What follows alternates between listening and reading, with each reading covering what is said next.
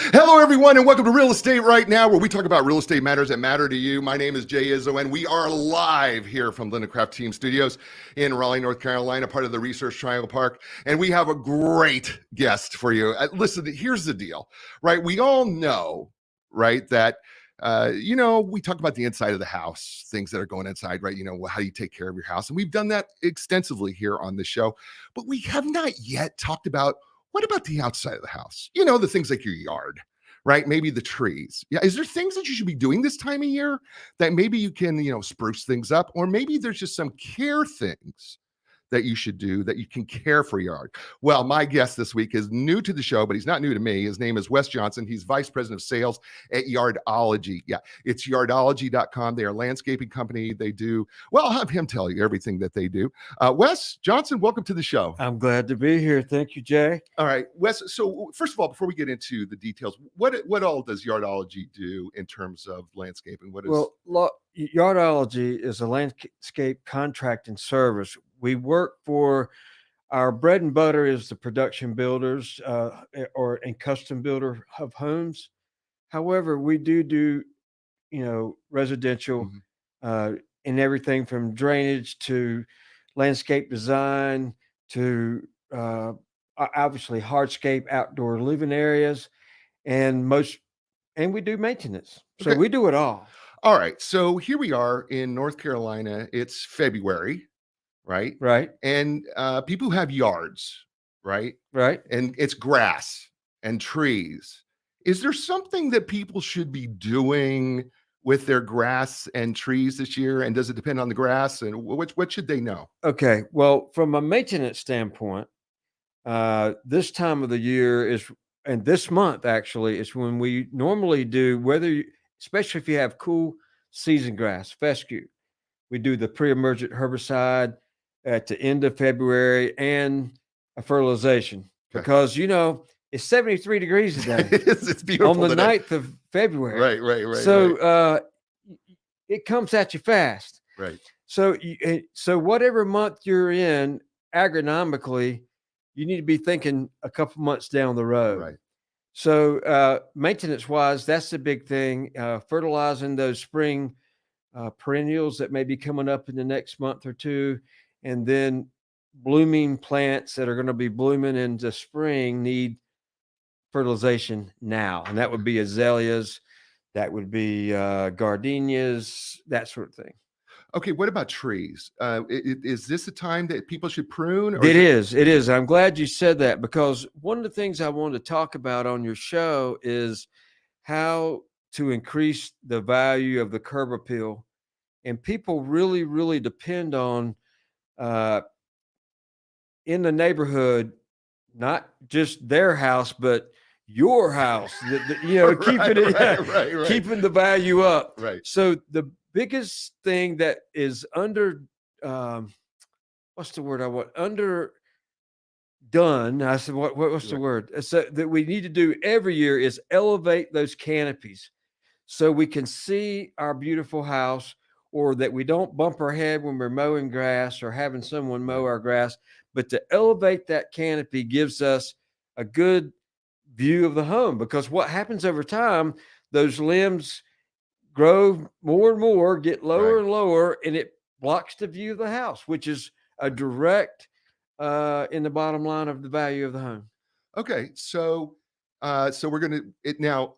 Should we be pruning all the trees, or are there certain trees that No, actually the crepe myrtles we prune in January. And the reason we do that is we don't want it to be, like I said, today is 73, but February is normally our coldest month. Right. So January, end of December, we want to prune those crepe myrtles back while they're still. We don't want to prune them right before it gets the coldest because it'll split the tips. I got you. So, and then we want to keep go down to where there's a V in the growth and then go about 6 inches to a foot higher than that V and cut there. Okay. And then now that actually helps growth though. That helps exactly on the crepe myrtles. It blooms off of what was cut last year, the new Right. growth. Right. So Okay. if your crepe myrtles are not blooming, then it's very important that you prune those crepes and get those blooms. Okay. All right. So somebody wants to put their house up for sale. That's what I want to talk about. Yeah. So somebody wants to put their house up for sale, and it's this time of year. Right. All right. And maybe it could be any time of year. But what are some suggestions that you have for people who are wanting to put their house on the market and they want to make the best first impression? Okay.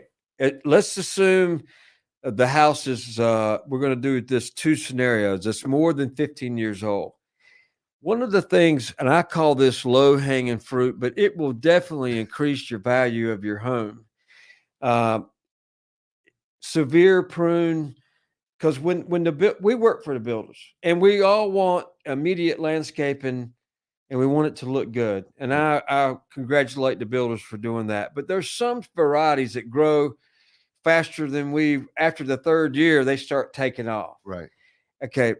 Severe pruning sounds like you're cutting its legs off. And Right. technically, I guess you are. But severe pruning in this time of the year, no later than March 15th, and then letting that plant flush back out, say in May, gives you, it's like you got a new landscape. Mm. And I don't suggest, well, I'm not saying the homeowners can't do it, but get somebody that knows what they're doing, Right. so that you get the best bang for your buck and do it correctly. Okay. Now that's one. Okay. Second is in the focal areas of your house, in your landscape, around the foundation beds, that sort of thing. If you were to go in there and not many, 3 to 5 really high-end specimen plants. What's a specimen A plant? specimen plant, let me explain it this way.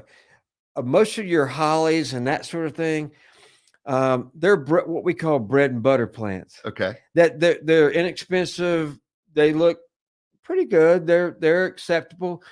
But the specimen plant would be a high-end plant, like a Encore azalea, or a specialty knockout rose, or a high-end specimen plant. I could go on and on. Okay. So, and then specimen trees, which would be like a Japanese maple, a weeping redbud, something like that. Not a lot of those. Right. You can't, if you do more than one or two of those, it's gaudy. Got it. And one of the things the homeowners need to know, we're in the 21st century. Less is more. Okay.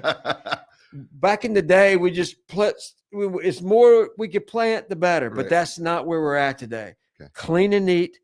And that's the other thing I want to take those old mulches out, river rock, gravel, something that's sustainable that I'm not going to have to replace every single year, that I can just blow out. River rock never dies.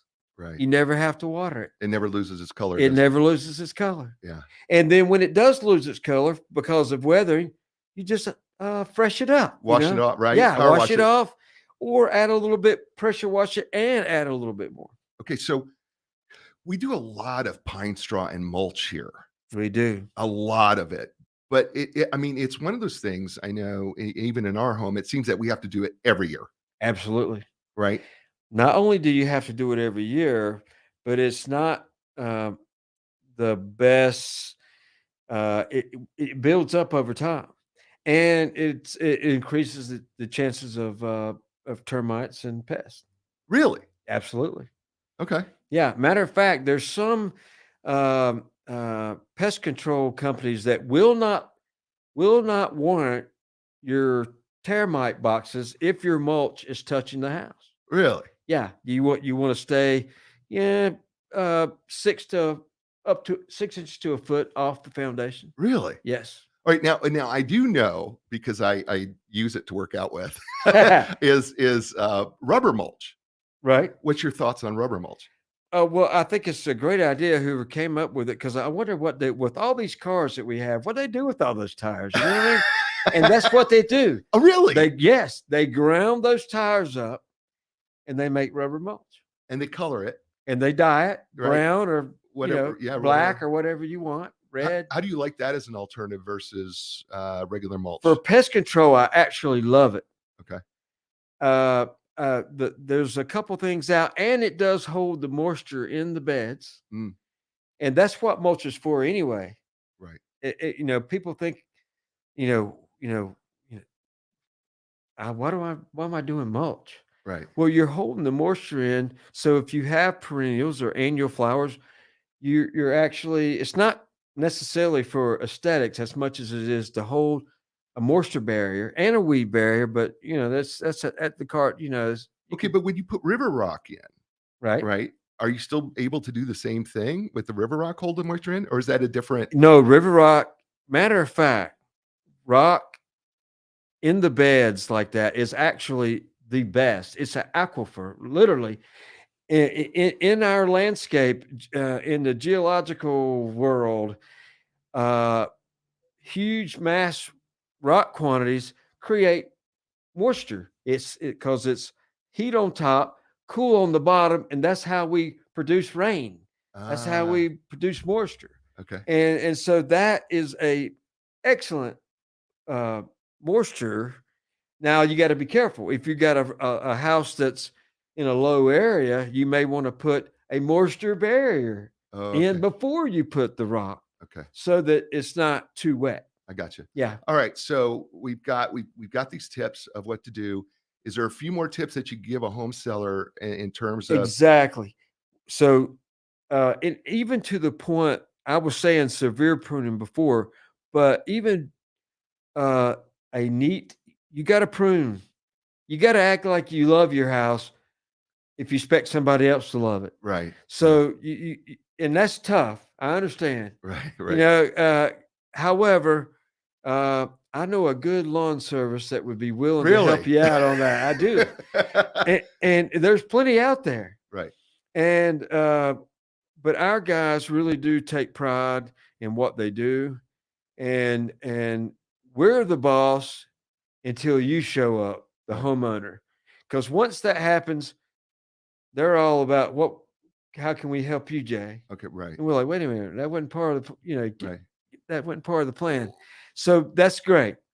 And what about grasses? Okay. If you're talking about ornamental grasses, decorative grasses, like our lawns, is there something that we should be thinking about with our lawn? Well, we're talking about most of the new developments now have warm season grass, Bermuda, zoysia, and I'm a fan of them both. They're the least maintenance of all grasses, warm season grass. We really don't even start fertilizing that grass until about April or May. And which grass is that? That's the warm season grass, the Bermuda or the zoysia. Okay. Yeah, because it's dormant now. I mentioned the fescue grass. We start fertilizing it this month. Okay. Because we want to green it up, and it loves it really thrives here now in the fall and the spring. Mm. It does okay in the winter because we have 73-degree days in February. Right. But it really does not like. There's about a 6-week period through the month of July and the first part of August where it is not happy. It actually will. People think, well, it looks bad. It just don't like the heat. Right. Above 85 degrees, fescue is challenged. Oh, really? Yeah. Okay. Yeah. 58 to 85 is what you want. So right now we should be fertilizing. If you have fescue. Okay. If we have fescue, otherwise we're going to wait. Yes. If you have warm season grass, you're gonna fertilize in April 15th or later. Okay. Yeah. And we're going to do a pre-emergent herbicide. And then a pre-emergent is, it goes into the soil, it's root derivative, and it doesn't let weeds grow. Okay. Before they germinate. Not that you can 100% completely get rid of them, but that's why they're called a weed. You can't get rid of them. They're called a weed. No. Okay. All right. What about I've got my house for sale and maybe I want to put a little color, maybe some flowers or something. Can I do that this time of year? Can I put in any sort of? Well, that's a good question. Very good question. We have cool season annuals and warm season annuals, and right now, when I do my cool season annuals, I'll add in a few varieties like a snapdragon, uh, certain coleus, which is not a flower, it's more of a colorful foliage. Mhm. But doing those, the snapdragons, a day like today, Yeah, a snapdragon's blooming. gotcha. It's happy. Right. It's really happy. And just remember, your pansies and your cool season annuals do not like wet weather. So if pansies are not doing well, they like it cold and dry. Uh-huh. They don't like it wet. Gotcha. So and then in the summer, you have more a summer annual, a begonia, a vinca, something like that. And there's not much available in between spring and summer and between summer and fall. The mums we used to be a fall planter, but now our falls are so warm, they're lasting all the way, Right. into December. Right. Right. Right. Okay. What about like, like small bushes and ornamental grasses? Like I call it monkey grass. I don't know what Right. it's. Liriope. Is that what it's Right. called? Is that Right. the technical name of it? Yeah. What about putting those things? Do those add any sort of benefit or? Absolutely. And on the landscape world, especially in the design world, we use that to a perimeter bed outline. It's also a lack of better words, and it's a good filler. Like in between, like if you're going from a hardscape area to a plant area, it kind of breaks up before it gets one and the other, Right. because you're really trying to show off your landscape and you're really trying to show off your hardscape patio. And we'll talk about that. We want to get into the hardscape Right. world. Um, but yes, so ornamental grasses, there again, is one of the underutilized plants in the landscape world. So, And I want to give you one more. all right, go ahead. Well, it's not a plant though. Landscape lighting. When Oh, I leave my house in the morning, it's dark. right. And when I get home at night, it's It's dark. dark. Yeah. And when I invite people over, it's dark. So I really push this, and I give it at a high discount price, especially on the patios, on the outdoor living spaces, because we want to accentuate that ambiance, if you will, of what we're trying to do. That's where, and then so it's the most underutilized landscape Tool, enhancement. I guess tool that you have in the toolbox, Right. right? That's available to you Right. is landscape lighting. Yes, absolutely. And it's cool and it's groovy and people want to have that, And then when we have the outdoor living space, we have the landscape lighting like under steps and on the Right. seating walls. So you know where you're going. You don't, Right. walk off a patio and break your arm. Right. Well, I've even seen though that now some landscape lighting, you can actually change the color of the landscape lighting. Oh, yes. That's amazing. Oh, yeah. I mean, I've gone to Eric's house, Right. Eric Smith, who owns Yardology. Yes. And he's got this landscape lighting back, and he will turn it purple on the trees, and the trees become purple. That's exactly right. right. It is really cool. It is, and it's a neat effect. It is, and you can also do it per the holidays. Like if it's fall, you can do the orange thing. If it's Christmas, it's the red and green thing. Right. Yeah. If it's Easter, it's the yellow and pink. Yeah, that's so cool. you kind of seasonal. Okay. All right. So let's move into. I think we've covered pretty much most of the area. I think of the outside house, except for let's say I want to stay in the house, right? Okay. And I've got this old deck, right? Because this is what happened to me. So okay. I'm leading you into this, right? Okay. Had this old deck in there, and I really wanted to do something different with that space. I really wanted to have more of an outdoor kitchen. I didn't want to have. Let's talk about different types of hardscape, because I know you guys do some of that.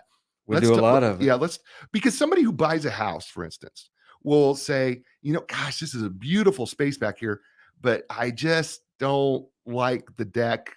But there's things that we can do, isn't there? And there is, and there again, when we're talking about the value of your property, when you actually have a concrete paver patio, outdoor living space, and I wanted to quantify it like that, and it's literally attached to your house. I mean, uh, houses, $200 a square feet, but that paver area, and give us a call. I'll tell you what the price is, but immediately that area is going to increase the value of that home twice of what it costs you to put it in.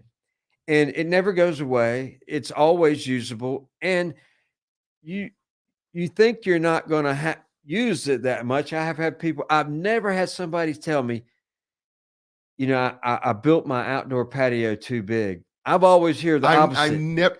I need it bigger. Right. Okay? You know what? When we had them build our outdoor patio, Right. right, and we had them put the big giant fire pit, and Exactly. we had them put in the outdoor kitchen, Right. and area out there.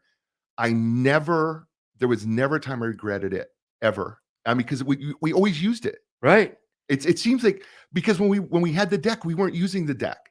No. But when we had the outdoor kitchen, it not only became like today, we could be out grilling and you could invite people over. Absolutely. Tonight would be a great Right. night. And we had, you could have the fire pit going, you could be grilling, you could do everything that you want. It's a really neat idea that I think a lot of people don't think about.